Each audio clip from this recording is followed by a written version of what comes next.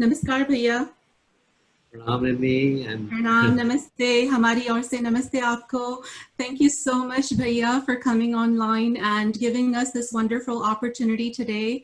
हम सब की ओर से, कनाडा, अमेरिका, सब की ओर से, सब परिवारजनों की ओर से आपको welcome. Thank you so much for giving us your precious time today.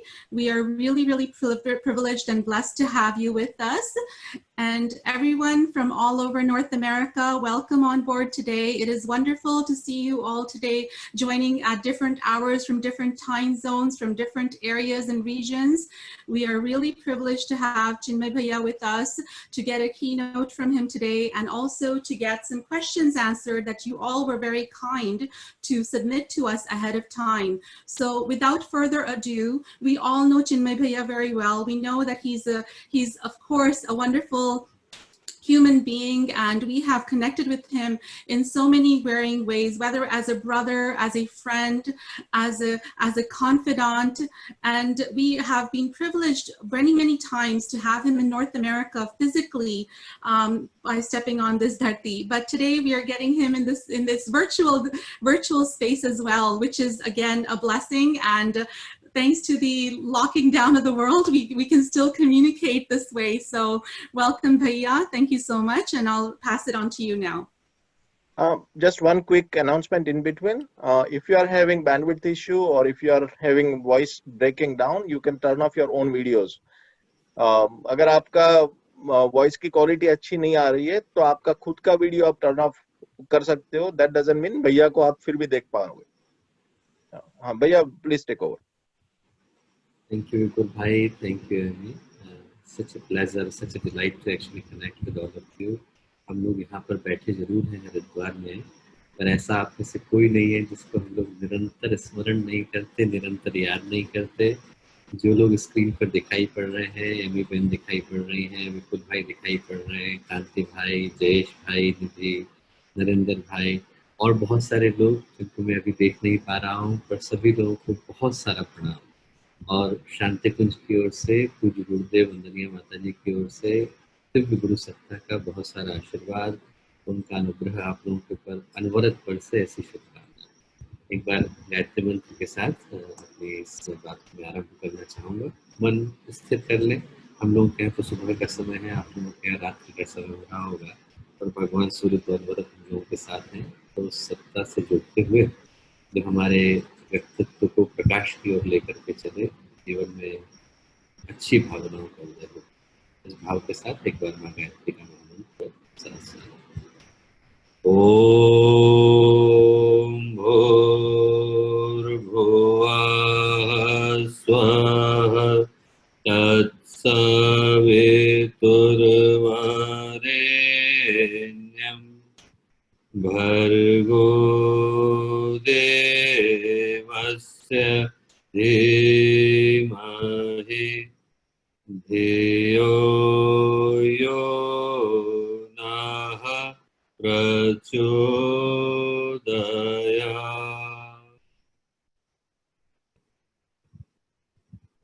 परम पूज्य गुरुदेव परम वंदनीय माता जी के दिव्य संरक्षण में आज का जो ये सुयोग हम लोगों को मिल पा रहा है, जहाँ पर हम लोग इसी माध्यम से सही, ऑनलाइन माध्यम से एक दूसरे से जुड़ने का ये अवसर प्राप्त कर पा रहे हैं, this is wonderful opportunity. And it also came in the middle of A historic kind of travesty.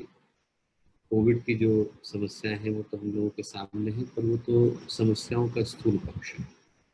जो आज की परिस्थितियां हैं, जो आज के सर्कमस्टांसेस हैं, जिस तरह के समय से आज मानवता, ह्यूमैनिटी गुजर रही है, वो परिस्थितियां हर दृष्टि से हिस्टोरिकल भी है, मोमेंटस भी हैं, और शायद वैसी हैं जिनके विषय में संस्कृत में एक उक्ति आती है और हम लोग कहते हैं न भूतो न भविष्यते. एक ऐसा समय जो इससे पहले कभी नहीं आया और इसके दोबारा आने की संभावना नहीं है, क्योंकि मानवता जो है वो एक संक्रमण के दौर से गुजर रही है. गुरुदेव ने अपने साहित्य में बड़ा ही प्यारा शब्द इस्तेमाल किया है और कहा है कि युग संधि का समय. जब संधियों का समय होता है, when one time is going and another is about to come, तो उस समय में निश्चित रूप से परिस्थितियां ट्रांजिशन की बन जाती है, क्योंकि पुराने को तोड़ना होता है और नए को लाना होता है, पुरानी व्यवस्था को हटाना होता है और नई व्यवस्था को लाना होता है. अंधकार को जाना हो, प्रकाश को आना हो, इधर से जो है एक परिस्थिति को जाना हो, दूसरे को आना हो, तो इन सारी परिस्थितियों में थोड़ा ध्वंस भी होता है और थोड़ा सृजन भी होता है। Little bit destruction is needed so that the construction can find its feet. यदि माँ जो है वो प्रेगनेंसी की पीड़ा से न गुजरे, प्रसव की पीड़ा से न गुजरे, तो बच्चे को कैसे जन्म दे पाएगी? उसको वो कष्ट उठाना पड़ता है ताकि वो एक नई आत्मा को इस धरती पर लाने का माध्यम बन सके। डॉक्टर जो है वो यदि पेशेंट का इलाज करते समय में घबराए और लगे कि अरे हम ये पस कैसे निकालेंगे, हम ये जो मवाद है वो कैसे निकालेंगे, then it won't be possible for him to treat the person. You have to bear the pain so that you can provide some harmonious and happy and ecstatic circumstances to the coming generation. दोनों के मध्य में जो balance है वही संक्रमण का काल है, जहाँ पर एक के जाने की और नए के आने की व्यवस्था बनती है। हमारे यहाँ पर ध्वंस का प्रतीक भी वही है जो सृजन का प्रतीक। ब्रह्मा विष्णु महेश से तीनों परंपराएं निकल करके आई, जिसमें से एक शक्ति जो है वो सृजन करती है, दूसरी जो है संहार करती है, और बीच में जो अभिवर्धन का काम है, जो नर्चरिंग का, मेंटेनेंस का काम है, वो भगवान विष्णु की शक्ति करती है। पर उसके अंदर जो चीज स्पष्ट है वो ये स्पष्ट है कि इन सारी शक्तियों के पीछे एक ही शक्ति, there is only one almighty and one divine being that is behind all of them. वही शक्ति यदि माँ काली के रूप में संहार करती दिखाई पड़ती है तो गायत्री के रूप में जन्म देती दिखाई पड़ती है। वही भगवान शिव जो है जब त्रिशूल उठा लेते हैं तो रुद्र बन जाते हैं, और नहीं तो वही कल्याण का प्रतीक बन जाते हैं। यहाँ पर जो आज है उसको कल बदलने के लिए मजबूर होना पड़ता है। आज का बच्चा जो है वो कल बूढ़े में बदल जाता है, और आज का जो खजाना है वो कल कूड़े में बदल जाता है। आज जिसको हम लोग देखभाल करते हैं वो शरीर यदि चला जाए तो कल उसी शरीर को जलाने की, दफनाने की और नष्ट करने की व्यवस्था बनानी पड़ती है।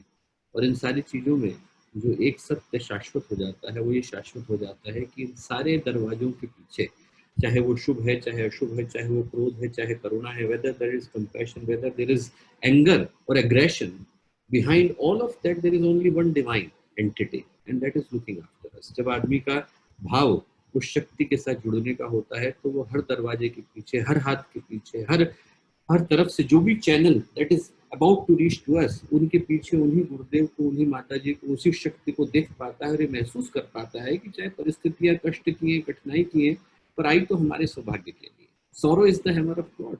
जब जिंदगी में कठिनाई आती है तो उसी सौरों के मध्य से भगवान तराश तराश करके व्यक्तित्व को गढ़ रहे होते हैं।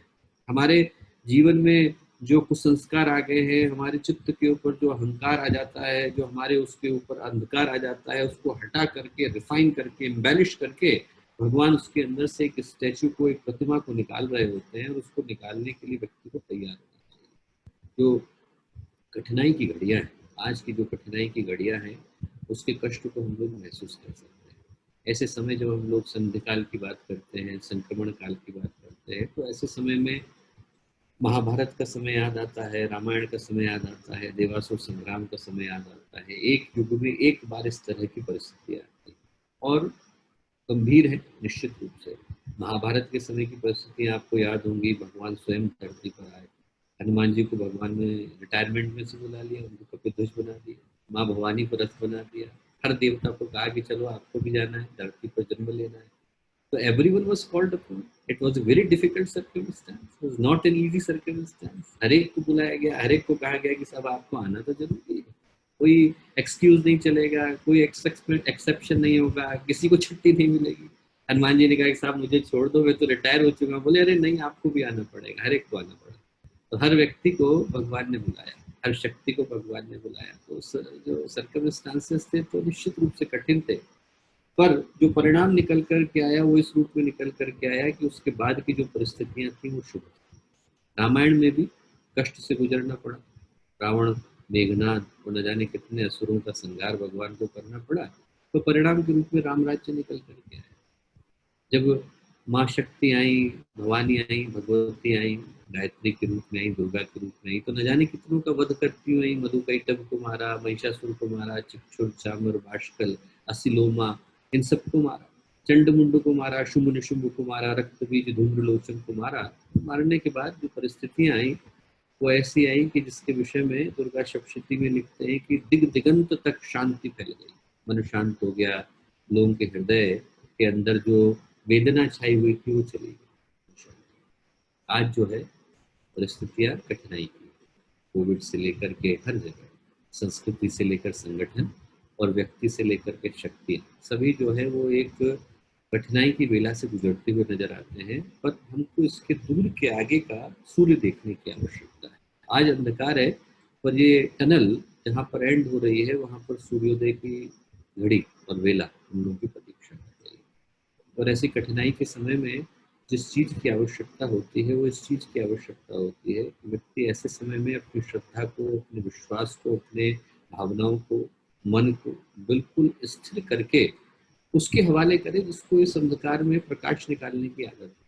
हम लोगों को तो अंधकार में अंधकार ही दिखाई पड़ता है, पर एक शक्ति ऐसी है जो अंधकार में से प्रकाश को जन्म देती है। There is a power that gives birth to the sun in the middle of the darkness, and we should have absolute faith and devotion and dedication to for that power. उस शक्ति के प्रति हमारे मन में जो है पूरी तरह से एक श्रद्धा समर्पण का भाव होना चाहिए, क्योंकि इन्हीं कठिनाइयों की बेला में से भगवान सूर्योदय को भी निकाल करके लाने वाले। मुझे पता है कि हर व्यक्ति के मन में बहुत सारी चीज़ों को लेकर बहुत सारी पीड़ाएं हैं, और बिल्कुल आदमी को परेशान होने की आवश्यकता नहीं है।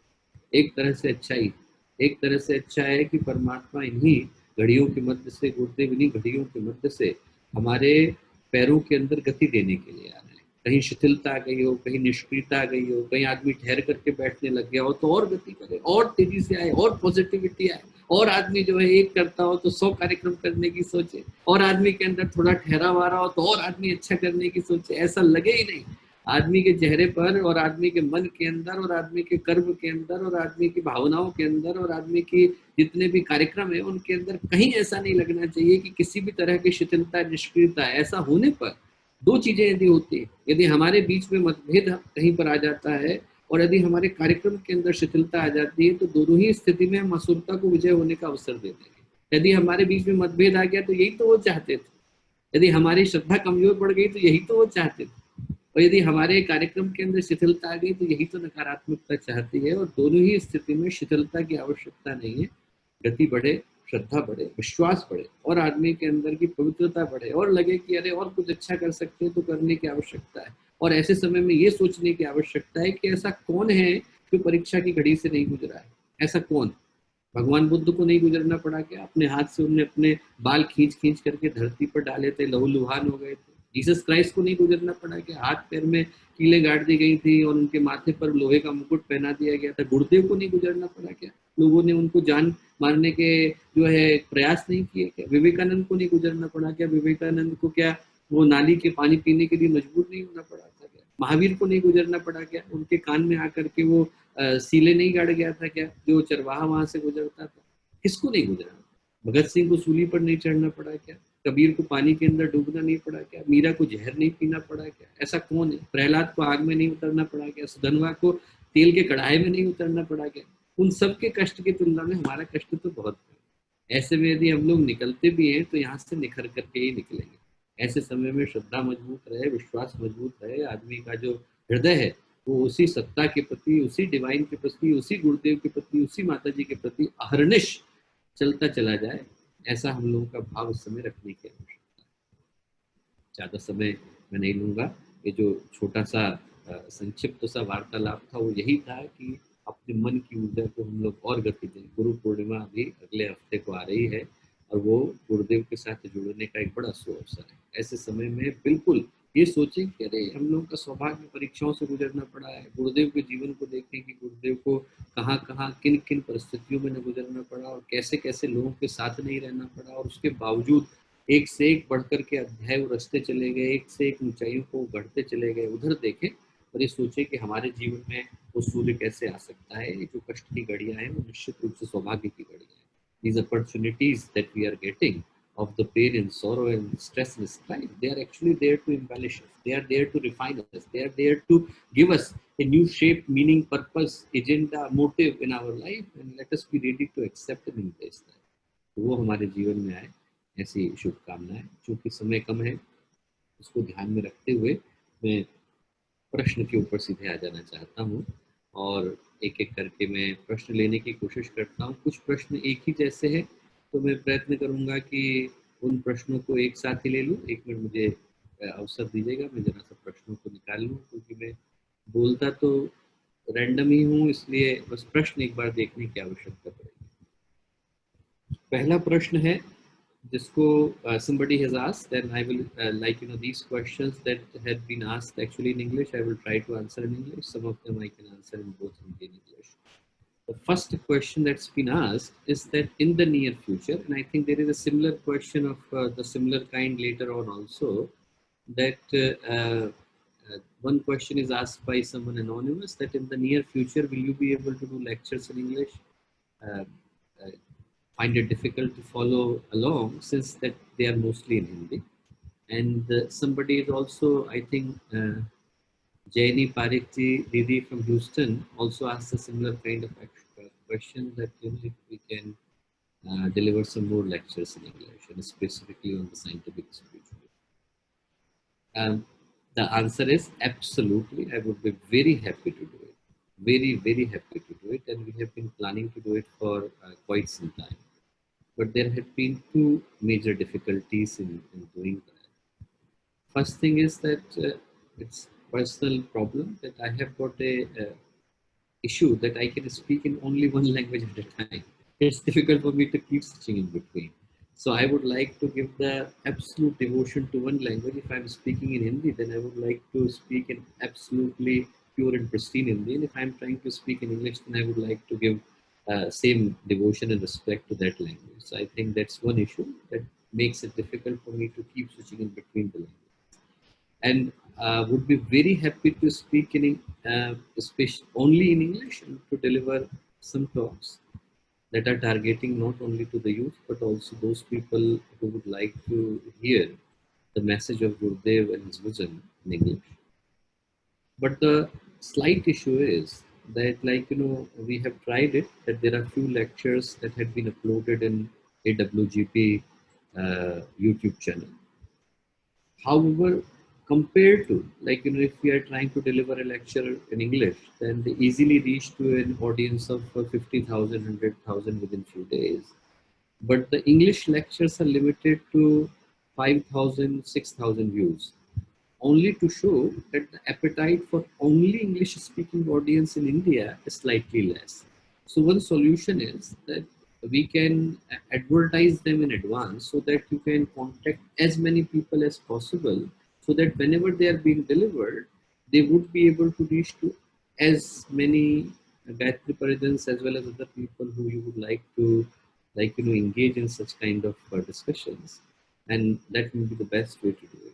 In addition to that, what I was thinking actually to do a series of lectures on selected themes, like what Gurudev has said about Shraddha, what Gurudev has said about Karma, what Gurudev has talked about Mantra, what Gurudev has said about Yajna, things like that, so that it would become easier, and there are always some questions in the minds of the people that people would like to us to answer, and maybe some of those questions could be answered via those talks. So the answer to the question is exactly that we would be very happy to deliver some lectures in English, and hopefully in this time of COVID, when we all are restricted to wherever we are blessed to be in Shantikund at this moment.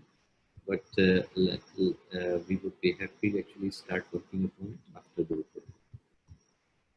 Second question is that how can we be successful in the physical world but also in the spiritual world? I'm not sure whether the person asked the question wanted me to answer in Hindi or wanted me to answer in English, but I will try answering in both. पहली बात तो ये है, जो प्रश्न पूछा गया है वो ये पूछा गया है कि भौतिक जीवन में और आध्यात्मिक जीवन में सफल कैसे हो, क्या तरीका है कि हम दोनों में सफल हो जाए।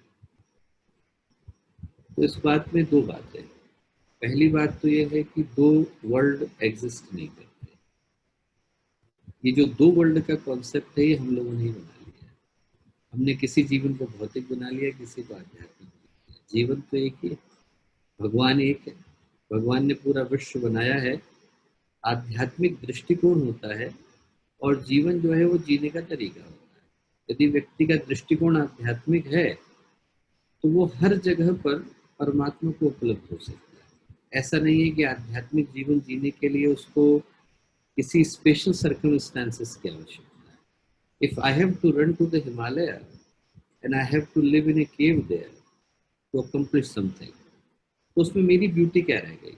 उसमें मेरे अपनी पर्सनैलिटी का मूल्य और महत्व तो नगण्य हो जाता है. That is absolutely negligible. उसमें तो हिमालय की कंदरा का मूल्य है. यदि मुझे वहां बैठ करके शांति मिलती है और वहां पर बैठ करके मैं अपने चित्त को शांत महसूस कर पाता हूँ, तो फिर वो जो जीवन मिला है वो तो उस गुफा के कारण मिला है, वो हिमालय के कारण मिला है, हिमालय की प्रकृति और वादियों के कारण मिला है. सही आध्यात्मिक जीवन तो वो है जब हमें लंदन के बार के अंदर बैठ करके भी और पेरिस के क्लब के अंदर बैठ करके भी परमात्मा ही याद आए. हमारे जीवन की दिशा हमेशा से वही रहे, चाहे हम कहीं पर भी हैं, पर यदि एक ही शक्ति के प्रति अपने आप को समर्पित महसूस करते हैं तो फिर जिंदगी में दिक्कत नहीं आती. साथ ही साथ जो इसमें दूसरी बात है वो ये है कि आध्यात्मिक जीवन में सफलता जैसी कोई बात नहीं. आध्यात्मिक जीवन में पूर्णता जैसी बात है. सफलता का जो कॉन्सेप्ट है वो भौतिक जीवन में ही निकल करके आता है, क्योंकि भौतिक जीवन में हम लोग जब सक्सेस को देखते हैं तो actually we are trying to measure the success on the parameter of competition. आपको कोई चीज मिली है, इसमें व्यक्ति अपने आप को संतुष्ट कहाँ महसूस करता है. आज की तारीख में यदि आप संसार में देखो तो जो सफलता के पैमाने हैं, जो सफलता के पैरामीटर्स हैं, वो तय इस आधार पर नहीं होते कि आपको क्या मिला, तय इस आधार पर होते हैं कि दूसरे की तुलना में कितना मिला. आपके पास घर है इतना सफिशिएंट नहीं है, दूसरे से बड़ा है कि नहीं. 5 बेडरूम का है कि 7 बेडरूम का है, 7 बेडरूम का है कि 9 बेडरूम का है, और है तो कौन से एरिया में, और वहां पर है तो आप उसका मॉर्गेज कितना देते हैं, फ्री होल्ड प्रॉपर्टी है कि किस तरह की है, और उसके अंदर आपने मटेरियल कौन सा इस्तेमाल करा है, आपकी कार का जो है वो मॉडल कौन सा है, आप कौन से क्लास में सफर करते हैं. ये सारी चीजें जो है वो सफलता का पैमाना बन गई, क्योंकि जिंदगी को हम लोगों ने दौड़ बना दिया है. और आध्यात्मिक जीवन में दौड़ नहीं, आध्यात्मिक जीवन में ठहराव है. आप जिस जगह पर है वहीं पर जो आज मेरे पास है उतने में ही यदि मैं अपने आप को संतुष्ट महसूस करता हूँ तो आध्यात्मिक जीवन से पूर्ण हो जाता हूँ. भौतिक जीवन में सफलता का अर्थ दौड़ है, आध्यात्मिक जीवन में सफलता या पूर्णता का अर्थ ठहराव. जब भगवान बुद्ध जो है अंगुलीमाल के क्षेत्र से निकल रहे थे, when he was passing through the area of the Angulimal, then Angulimal became very angry. बहुत गुस्सा आया उसे. He thought that how come, like people are so terrorized by my presence and this person is walking like nothing is happening. He was so upset. उसको बड़ा गुस्सा आया कि लोग मेरे को देख के ही आतंकित हो जाते हैं और आदमी इतनी शांति से जा रहा है. उसने बड़े गुस्से में जो है भगवान बुद्ध को पीछे भागा. He started to run after him so that he can kill him. And more he ran, more Buddha actually appeared far away from him. जितना वो भागा उतनी दूर लगे भगवान बुद्ध. तो एकदम जोर से चिल्लाया, वो बोला भागता कहाँ है भिक्षु से. उनसे बोला भगवान बुद्ध से, ए भिक्षु भागता कहाँ है, ठहर. भगवान बुद्ध मुस्कुराए, बोले भाग कौन रहा है. बोले अंगुलीमाल भाग तो तू रहा है, मैं तो कब का ठहर चुका. जो अपने मन के अंदर स्थिर हो गया वो वहीं ठहर जाता है, वो वहीं पूर्णता को प्राप्त हो जाता है. इसलिए पहली बात जो चीज याद करने की है वो ये कि इस विश्व में 2 वर्ल्ड नहीं, एक ही वर्ल्ड. आध्यात्मिक दृष्टिकोण होता है. आध्यात्मिक दृष्टिकोण वो होता है जो ये महसूस करता है कि इन सारी चीजों के पीछे परमात्मा, और परमात्मा मेरे माध्यम से जो भी कराना चाहता है वो सही ही कराना चाहता है. इसमें 2 चीजों को याद रखने की आवश्यकता है. पहली बात तो ये है कि यदि हम इस परमात्मा को स्वीकार करते हैं तो संसार को भी स्वीकार करने की आवश्यकता है. ये ऐसा है कि हम कवि को तारीफ करें, हम कवि को कहें अरे आप कवि तो बहुत अच्छे, the poet is very good, पर पोएम बड़ी खराब है. ऐसा कैसे संभव है? यदि भगवान अच्छा है तो भगवान का बनाया संसार भी बहुत अच्छा है. बस हमें उसके अंदर जीने का तरीका खोजना पड़ेगा. समस्या संसार की नहीं, समस्या मन की है. मन बंध जाता है तो संसार है, और मन खुल गया तो संन्यास है. तो इसलिए हमें दोनों ही जगह पर परमात्मा को देखने की आदत डालनी पड़ेगी. हम काम पर भी जाते हैं तो मंदिर समझ करके ही जाए, हम अपना स्कूल भी जाते हैं तो भगवान का देवालय समझ करके ही जाए. बात वहीं पर शांति आ जाएगी. दूसरी बात, एक जो बड़ी प्यारी सी कहानी मुझे याद आती है तुलसीदास जी की. तुलसीदास जी को चिट्ठी लिखी रहीम ने. अब्दुल रहीम खान खाना थे, उनने तुलसीदास जी को चिट्ठी लिखी और चिट्ठी लिखते समय में उनने उनको हिंदी में चिट्ठी लिख करके कही, you all able to hear me ना, आवाज़ तो आ रही है। तो उनने जो है चिट्ठी लिखी और उनने कहा कि भगवान, मैं जो है यहाँ पर, तो रहीम ने कविता में उनसे अपना प्रश्न भेजा तुलसीदास जी को। उन्होंने कहा, रहीम इस संसार में मन चाहे करता है, कि रहीम को भगवान ने संसार में रख दिया है और मन भगवान को चाहता है। दो घोड़े की सवारी कैसे करे सवार, दो घोड़े दे दिए, दोनों पे कैसे चढ़ के जाए, जैसा प्रश्न आपने पूछा, एकदम ऐसा ही प्रश्न ने पूछा कि दो घोड़े की सवारी कैसे करे सवार। तुलसीदास जी ने उत्तर दिया, रहीम इस संसार में हरि की राखो टेक, कि यदि इस संसार में आपको आगे बढ़ना है तो हरि की टेक लगा करके रखो। हरि मतलब भगवान। तुलसी यूं सध जाएंगे, दो घोड़े रथ एक। बोले घोड़े दो होते हैं, रथ तो एक ही होता है, चला जाता है कि नहीं चला जाता है। बोले पर टेक जो होती है, जिसका सहारा लेकर के घोड़े पे चढ़ते हैं, वो भगवान की लगानी चाहिए। वैसे गाड़ी कोई सी भी लो आप, जीपीएस भगवान का लगा लो, ऑटोमेटिकली गाड़ी सही जगह पे जाएगी। आप चाहे जहीं पर भी जाओ, मन वही होना चाहिए, कर्म वही होना चाहिए। भगवान जो हमारे माध्यम से करा रहा है, अच्छा ही तो करा रहा है। भगवान ने कबीर को जुलाहा बनाया था, रैदास को जो है जूते गांठने वाला बनाया था, नामदेव दर्जी हुआ करते थे। कर्म क्या किया इससे फर्क नहीं पड़ता है, किस भावना से किया उससे फर्क पड़ता है। आदमी जो है भागने से, यदि उसको मन में संन्यास मिलता है तो सब जगह भागने से मिल जाता है। देखो, यदि हमारे मन के अंदर केओस है तो हिमालय पर बैठ करके भी आ जाएगा, और मन के अंदर शांति है तो फिर वो अटलांटिक सिटी के कैसीनो में बैठ करके भी आपको शांति आ जाएगी, फिर कोई दिक्कत नहीं। आदमी जहाँ है वहां पर शांति महसूस कर लेगा। There is absolutely no problem, you can find it wherever you are. तो ये दूसरी बात है। तीसरी बात जो है, तीसरा प्रश्न पूछा है कि व्हेन यू आर डूइंग जप, 14 गायत्री मंत्र, for example 14 Gayatri mantra mala per day, how to make sure you are on the right track, like you are doing it in the right way, और anything to observe in you and around you to make sure that you are in the right track. अच्छा प्रश्न पूछा है, I will try to give answer in both. पहली बात तो ये है कि जब हम लोग जप करते हैं तो 3 चीजों को याद करने की आवश्यकता है। There is a concept called aavritti, arth and bhaav. आवृत्ति का मतलब है कि how many times I am suppose to repeat it, और हर मंत्र के पीछे उसका अपना विज्ञान है। उसके आधार पर मंत्र को कितनी बार दोहराने की आवश्यकता है, ताकि उससे जो निर्धारित ऊर्जा है उसको हम जन्म दे सकें। ये एक परंपरा बनाई गई। तो वो जो परंपरा बनाई गई है वो भी गलत नहीं है, उसके पीछे एक अपना विज्ञान काम करता है। उससे थोड़ा ऊपर उठ करके जो भाव है वो ये है कि यदि हम उसके अर्थ के ऊपर चिंतन करते हुए मंत्र को दोहराते हैं। एक तरीका तो ये है कि हम सिर्फ मंत्र को दोहरा रहे हैं पर हमारा मन कहीं और है और हृदय कहीं और है। दूसरा है कि हमारा मन भी उसके साथ जुड़ गया, उसका अर्थ जो है भगवान सूर्य का जो मंत्र है कि प्रकाश हमारे भीतर आए, अंधकार हमारे भीतर से निकले, वो बार बार हमारे हृदय में गुंजायमान हो रहा है। पवित्रता आए, प्रखरता आए, और अंदर का अंधकार जाए, अंदर का अंधकार जाए। ये थोड़ा उससे ऊपर उठ करके the second phase is that when we are trying to unite with the mantra to the meaning of the mantra. That what is the meaning of the mantra? The mantra is asking for embellishment, mantra is asking for refinement, mantra is asking for upliftment, and we are trying to focus on that. Higher to that is actually connecting with the hridaya, bhav.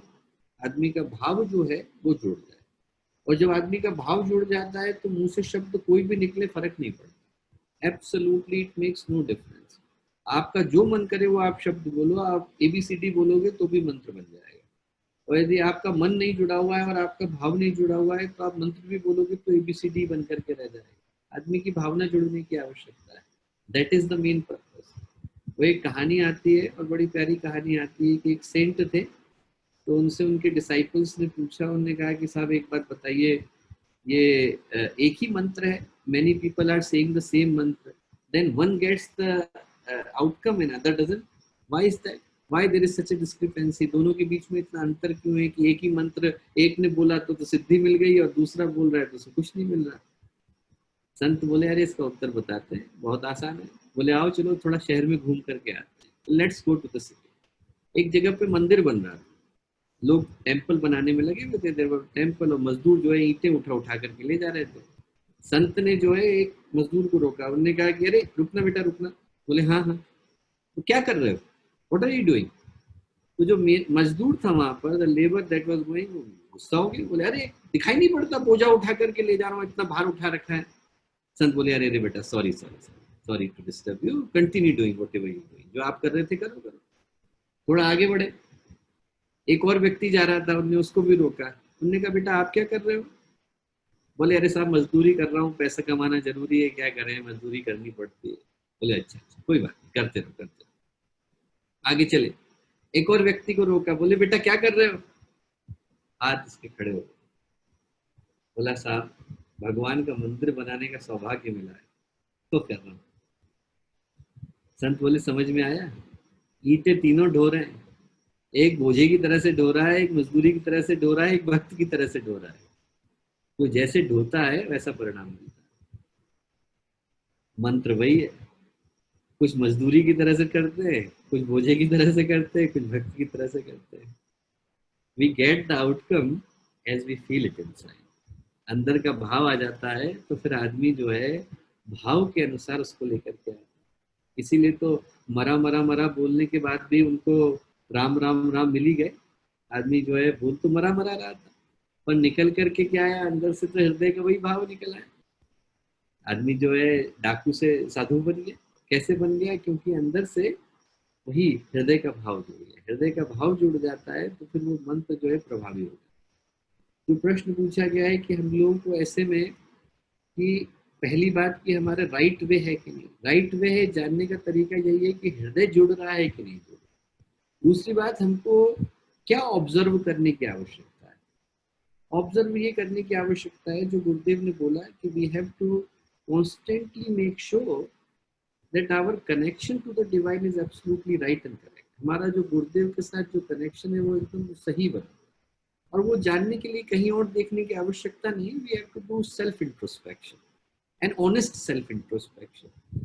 ये एक एक जो है fallacy है, एक जो interesting बात है कि हम बाहर की दुनिया में आगे बढ़ते हैं तो बहुत स्पष्ट दिखाई पड़ता है। आप बीए करो और एमए करने के लिए जाओगे तो तुरंत पता चल जाएगा, बीए का एग्जाम दिया, टेस्ट होएगा, आपको डिग्री मिलेगी, आप आगे जाओगे। एमए करने के बाद आपको एमए की डिग्री मिलेगी, now you can go for PhD. The progression in the outside world is very crystal clear. We can see it, we can feel it, we can perceive it. अंदर की दुनिया में हम अच्छे इंसान बन गए तो कोई कन्वोकेशन थोड़ी होता है कि अरे अब आपको डिग्री मिलेगी, आप बहुत अच्छे इंसान बन गए हो।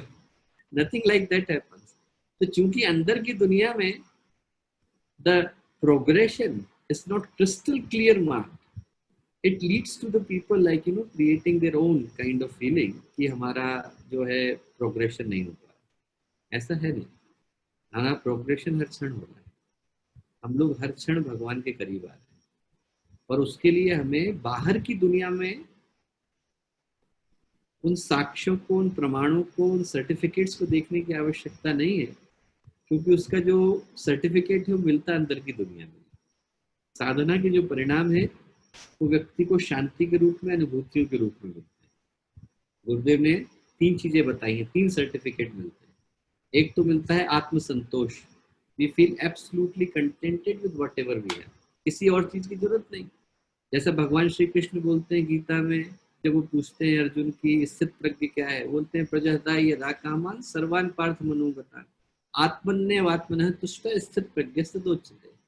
बोले कि जो जहां पर खड़ा है वहीं पर संतुष्ट हो गया। बोले जैसे वृक्ष की पत्तियां गिर गई है, ट्री की लीव्स गिर गई, अब उसको उठाने की चिंता नहीं है, अरे अरे मेरी पत्तियां गिर गई हैं दोबारा लगा लूं, वैसे ही छूट गया तो छूट गया, हमें क्या टेंशन। जॉब थी चली गई, दूसरी आ जाएगी। पत्ती दी है, गिर गई है, दूसरी उठाने की क्या जरूरत है। कोई चीज थी वहां से चली गई, बस आत्मसंतोष आ गया। दूसरा लोक सम्मान, लोगों का हृदय से प्यार, लोगों को हृदय से आपके प्रति एक भाव आता है। ऐसा नहीं है नकली तो कई जगह से आ जाता है, नकली तो दूसरी तरह से भी आ जाएगा। आपके यहाँ पे जो बॉस होंगे उनके प्रति भी आपके मन में कोई ना कोई, तो आप सामने जाओगे तो अच्छे से ही बात करोगे, पर उसका मतलब ये नहीं है कि आपके हृदय में उनके प्रति प्यार है, हृदय का सम्मान। तीसरा है देवी अनुग्रह, जब भी जीवन में कठिनाई आती है तो फिर अपने आप भगवान सहायता कर देते हैं। 3 परिणाम निकल करके आते हैं, आत्मसंतोष, फील एब्सोल्युटली कंटेंटेड, लोक सम्मान, लोगों का प्यार, तीसरा देवी अनुग्रह। ये 3 चीजें निकल करके आती हैं। तो ये नरेश भाई का प्रश्न था बे एरिया से, और आई होप कि उसका उत्तर मिल पाया। फिर एक प्रश्न पूछा गया है कि गुरुदेव ने ये कहा है कि रिवाइवल ऑफ सत्युग होगा, how would we define Satyug age? Very good question. क्योंकि क्या है, एक धारणा तो पहले तो ये समझने की कोशिश करते हैं कि ये जो युगों की धारणा है कैसी, and whether it is scientific और not, it is absolutely scientific. हमारा जब सीजन चलते हैं साल के अंदर, आप कल्पना करके देखो, अभी गर्मी ज्यादा हो जाएगी तो भगवान क्या भेज देते हैं? मॉनसून भेज देते हैं। When it is too hot they send the clouds, बारिश होने लगेगी। बारिश ज्यादा हो जाएगी फिर ठंडी आ जाएगी, ठंडी आएगी तो पत्ते झड़ जाएंगे, पत्ते झड़ जाएंगे तो बसंत आ जाएगा। तो जब भगवान सीजन बदलते हैं साल के अंदर, तो सृष्टि के अंदर कैसे नहीं बदलेंगे? सृष्टि के अंदर भी बदलते हैं। अंधकार ज्यादा बढ़ जाता है तो भगवान सत्युग ले आते हैं, कलयुग ज्यादा हो गया तो सत्युग की परिस्थितियां हो जाती हैं, क्योंकि बेयर नहीं कर पाते। It is not possible for nature and cosmos and प्रकृति to bear that kind of darkness and negativity for long. उतने ज्यादा अंधकार को, उतनी ज्यादा नकारात्मकता को झेल पाने की सामर्थ्य प्रकृति के अंदर नहीं। और ऐसे में भगवान जो है परिस्थितियां सत्युग की बना देते हैं। तो सत्युग, त्रेता, द्वापर, कलयुग, इसका अर्थ मात्र इतना ही है कि अलग अलग समयों में व्यक्ति का जो माइंडसेट है और जो सामाजिक परिवेश है वो एक तरह की साइकिल से गुजरता है, जिस समय में आदमी की सोच, भावनाएं, बाहर की परिस्थितियां उसी के अनुरूप बदलती चली जाती है। गुरुदेव ने सत्युग की वापसी लिखी और सत्युग की वापसी का जो आधार बताया, उनने कहा कि एक ही बात है कि इंसान अच्छा बनेगा। गुरुदेव ने कहा कि पहली बात तो ये है कि आज की परिस्थितियां क्या टेनेबल हैं, सस्टेनेबल है। यदि हमारे अंदर स्वार्थ बढ़ता ही बढ़ता चला गया और हम धरती को पूरी तरह से लूट करके बैठ गए, तो फिर यहाँ पर क्या हम रह पाएंगे? मैं कहता हूँ कि आदमी सब बातें भूल जाए। और गुरुदेव ने जो पहली ही लाइन से शुरू करी है किताब सत्युग की वापसी, वाल्मीकि के उदाहरण से शुरू करी, और गुरुदेव ने कहा कि यदि आदमी के संवेदना पूरी तरह से चली जाए, if the compassion is absolutely gone, humanity is dead, how long we would be able to survive here? We won't be able to survive even for 2 generations. सारी धरती नष्ट हो चुकी होगी, हवा में सांस लेने लायक नहीं रह जाएगा, पानी पीने लायक नहीं रह जाएगा। It would be completely gone because whatever left, one generation is taken, so there would be nothing left for the other generation. यहाँ पर तो limited resources है। तो जो गुरुदेव ने कहा कि उसको बदलने की जो आवश्यकता है वो इसलिए है ताकि हम सस्टेनेबल सॉल्यूशन दे सकें, और वो sustainable solution can only emerge from within. जितनी समस्याएं हैं उनके समाधान बाहर अकेले नहीं है। Problem is that we are always trying to find the solution by external measures only. हम लॉ बदल देते हैं, रेगुलेशन बदल देते हैं, एक्ट बदल देते हैं, उससे इंसान थोड़ी बदल जाता है। और यदि इंसान बदल गया तो उसे किसी लॉ की जरूरत नहीं है। यदि आप बुद्ध बन गए और आप महावीर बन गए और आप गुरुदेव बन गए और आप विवेकानंद बन गए, तो you don't need a law, whatever you do would become a law. और उनको लॉ की आवश्यकता होती है जो कि बाहर से अपनी चीजों को बदलने की कोशिश करते हैं। Changing it from outside is not the permanent and sustainable solution. Gurudev said that changing from inside is the solution. तो सत्युग को जिस दृष्टि से हम लोग देखते हैं वो इस दृष्टि से देखते हैं कि इंसान अच्छा इंसान बने, उसके अंदर वो परंपराएं निकल करके आए, वो क्वालिटीज, वो वर्च्यूज निकल करके आए that are there not only for the betterment of the individual but also the betterment of humanity. और वो परिवर्तन बिना गायत्री की परंपराओं को अपनाए संभव नहीं, क्योंकि गायत्री की जो शिक्षाएं हैं, गायत्री का जो चिंतन है, गायत्री की जो सोच है, दैट इज ऑलरेडी वो अपने ही अंदर पर निकल करके आती है। वो गायत्री की जो शिक्षा है वो इसी उद्देश्य के साथ है। और जो आज की तारीख में हम लोग देखते हैं, क्लाइमेट चेंज की जो समस्या चल रही है, ये सारी समस्याएं जो चल रही हैं वो सारी इसी से रिलेटेड है। हम लोगों के पास ऊर्जा के 3 घेरे हैं। पहला तो वो है जिसको कि हम देख सकते हैं, we have got a bandwidth which we can see. The one that we can see is the climate. Climate बदलेगा, आपको दिखाई पड़ता है, but there is also another region that we can not see but we can feel, and that is the environment. Environment जो है वो आदमी की सोच पर प्रभाव डालता है।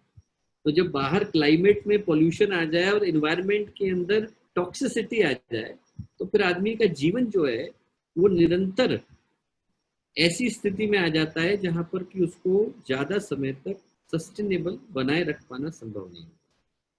और उसके परिवर्तन के लिए व्यक्ति के चिंतन के अंदर गहरे जाकर वहां पर मनुष्य को भावनात्मक दृष्टि से नया बनाने की आवश्यकता होती है। गुरुदेव ने कहा मनुष्य का भावनात्मक Navnirman, creating a new human being with in the human being. अंदर से इंसान के एक नया इंसान निकल आए, और ऐसा इंसान निकल आए जिसकी सोच नहीं हो, भावनाएं नहीं हो, तो एवरीथिंग बिकम्स डिफरेंट। तो जो गुरुदेव ने सत्युग की वापसी की बात कही वो इस आशय के साथ कही।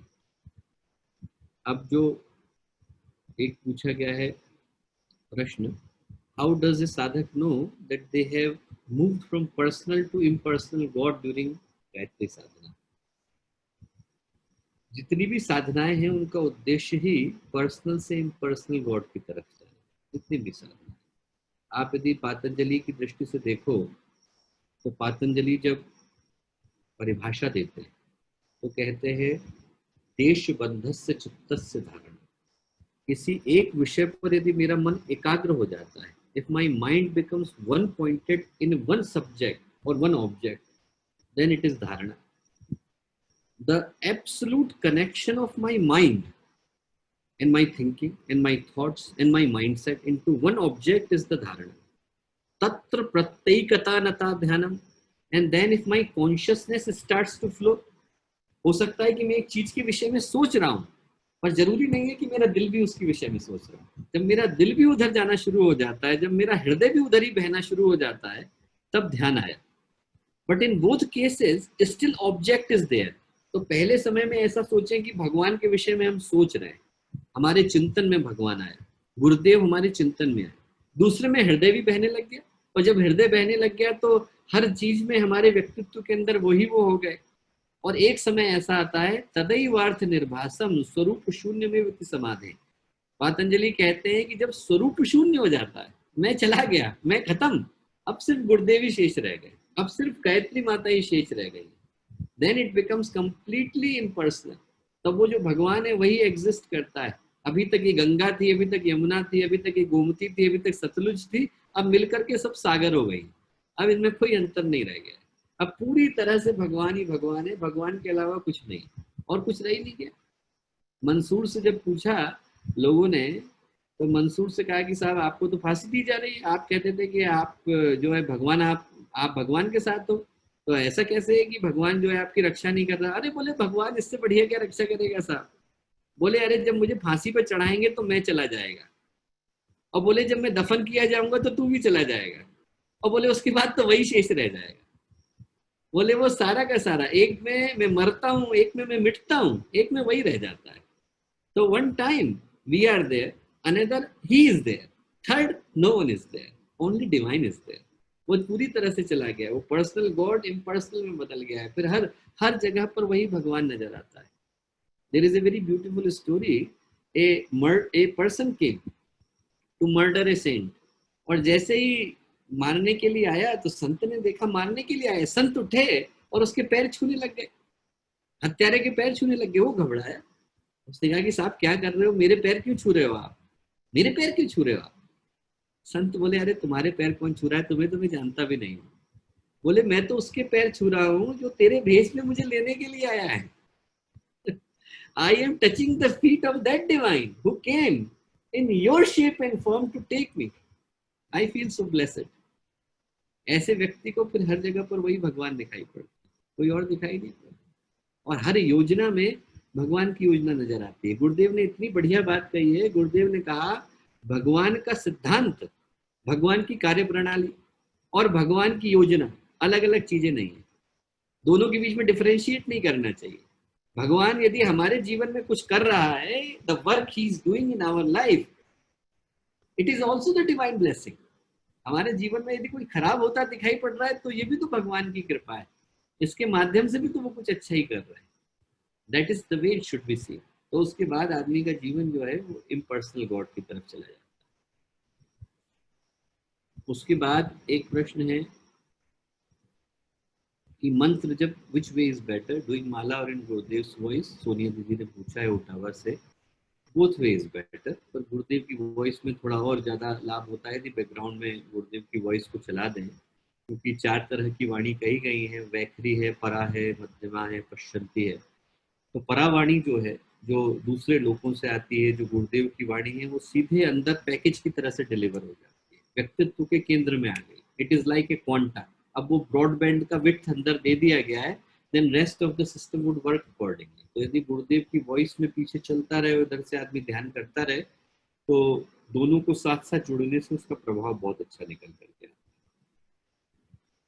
One other person is there, one other question is there. Given the year-long sadhana, what is the fine line between self-restraint and self-deprivation? Very good question.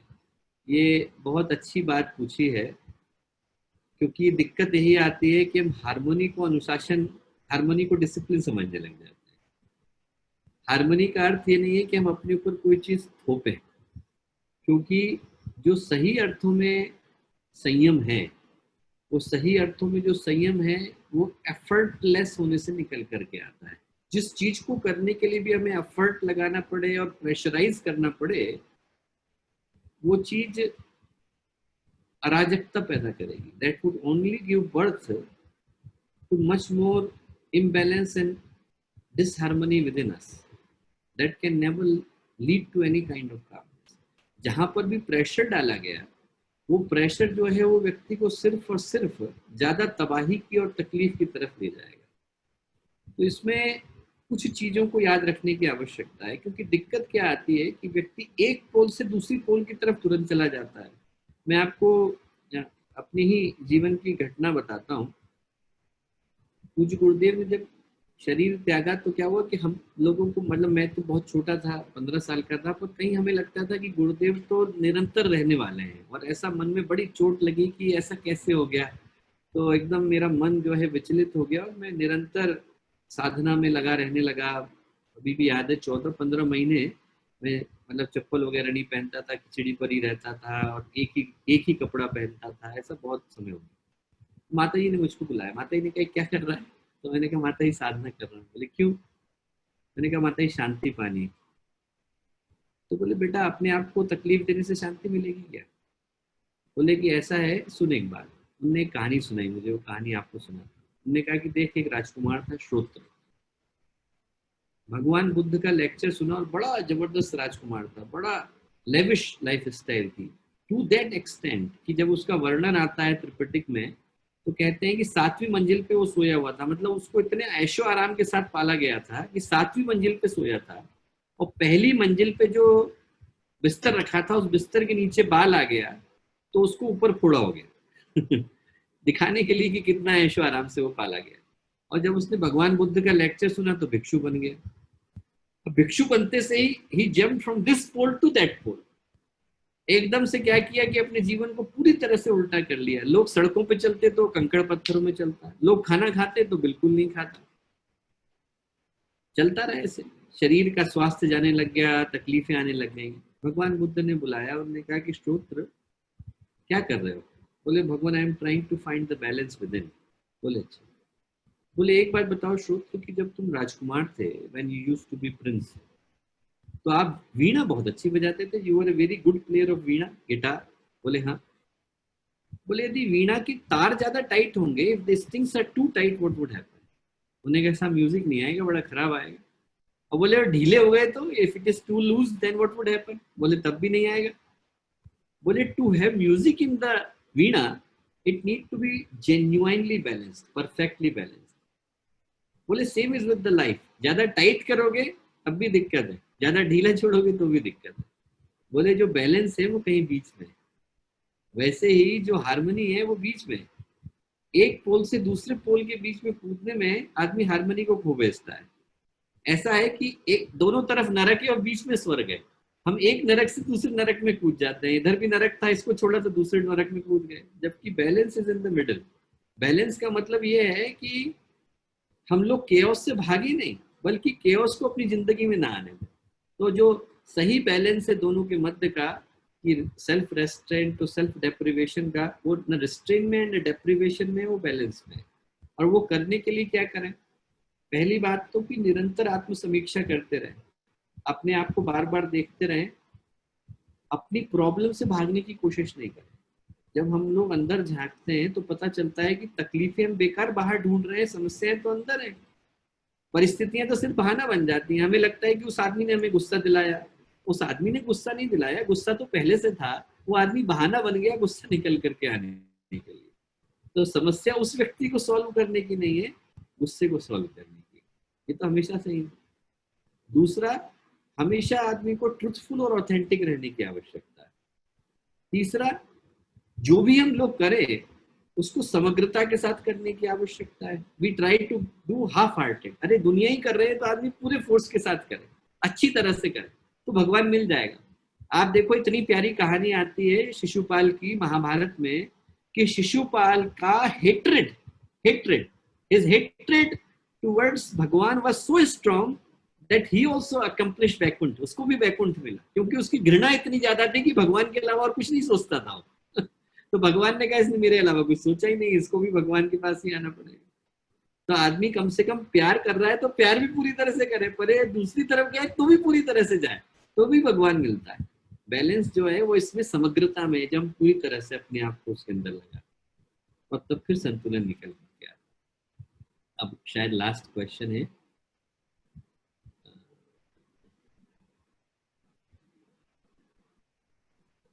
Sunita दीदी ने पूछा है कि can we have online camp in July और August for 2 days। Absolutely, हम लोगों ने पहले ही इस विषय पर सोचा है कि जो है इसको निश्चित रूप से हम लोग कर लें। ऑनलाइन कैंप यदि हम लोग कर सकेंगे तो इससे बढ़िया और कुछ नहीं होगा, और लोगों को जुड़ने का भी बहुत अच्छा अवसर मिल जाएगा। बिल्कुल, absolutely, this is a very good idea. इसको अपन लोग निश्चित रूप से करके देख सकते हैं। It is a very good thing to do.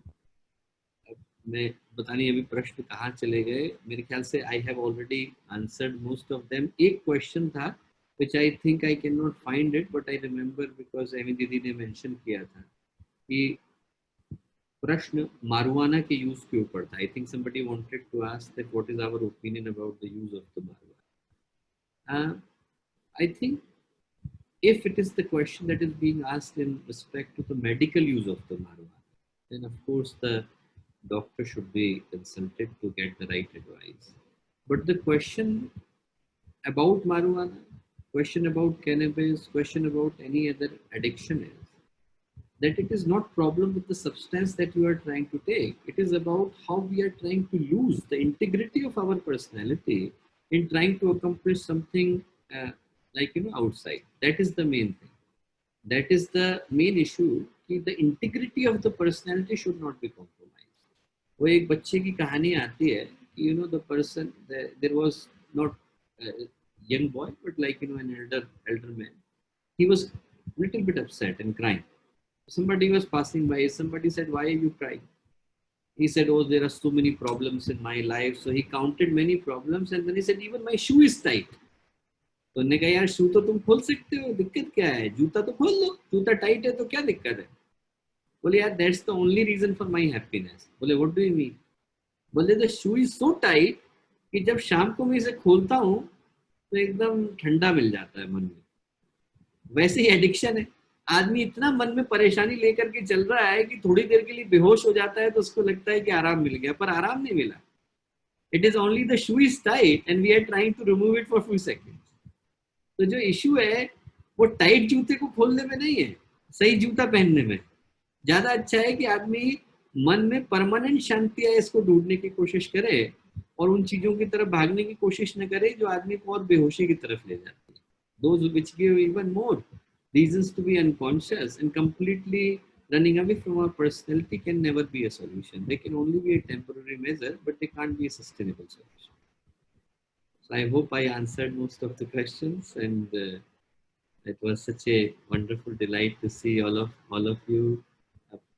मेरे को एमी दीदी दिख रही हैं, विपुल भाई साहब, कांति भाई, जयेश भाई, वैशाली बहन, दिव्या भी दिख रही हैं। अब hopefully बेटा you would be able to come. Bharti दीदी, काजल बहन, हेमंत भाई, सुमित्रा दीदी और सुब्बू भी दिख रहे हैं। सुब्बू तो बैकग्राउंड में दिख रहे हैं प्रखर प्रज्ञा श्रद्धा के। महेंद्र भाई और अपना ईस्ट पे गायत्री परिवार, अरे भाई सब प्रणाम।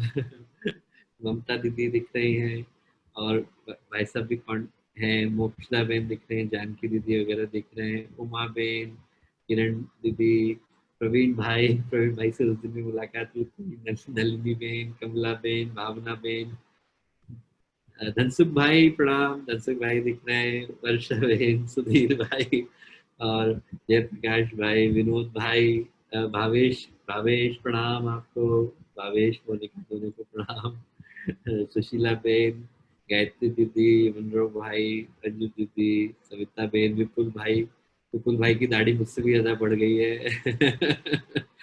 अरे संजय भाई साहब प्रणाम, सुनीता दीदी प्रणाम, गरिमा दीदी, आप लोग वहीं पर हैं कनाडा में, वैंकूवर में।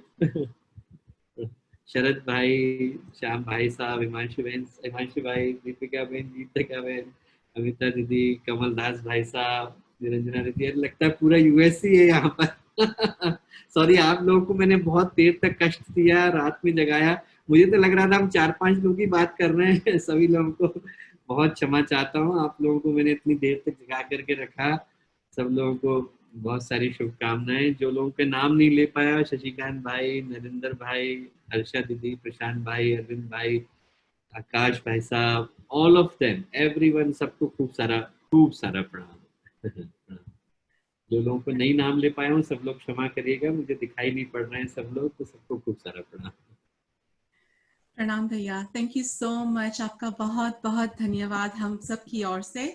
ये हमारा सौभाग्य है कि आज कुछ पल आपके साथ हमें मिले। आई नो आप कितने बिजी हैं और कुछ पल हमारे लिए निकाले, तो बहुत बहुत धन्यवाद आपका। आपका मार्गदर्शन आज हमें जो मिला है, तो हम सब कृतार्थ हो गए हैं आज। और बस इसी तरह हमारी प्रार्थना है कि आप हमारा मार्गदर्शन करते रहिए और हमें इस तरह से मिलते रहिए। एंड नेक्स्ट टाइम होपफुली हम आपको इन पर्सन मिलेंगे, not online. So thank you so much भैया, खूब खूब आभार। Thank you. नमस्ते। Namaste. Pranam. I'm gonna. So anybody wanna say can unmute, but I think Bhaiya, if you have to leave, please feel free. जय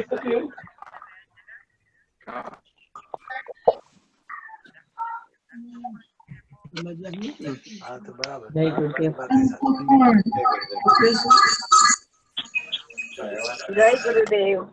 Jai Gurudev. जय गुरुदेव। Video recording हुआ है. We will send to everybody right after. Tomorrow we will have the video option. जय गुरुदेव। Jai Gurudev. जय गुरुदेव। जय गुरुदेव। जय गुरुदेव। जय गुरुदेव। जय गुरुदेव। जय गुरुदेव। गुरुदेव। रात्रि। जय गुरुदेव। जय गुरुदेव। जय गुरुदेव। जय गुरुदेव।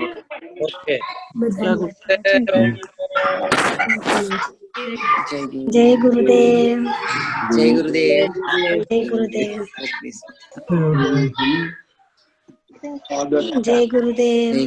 जय गुरुदेव।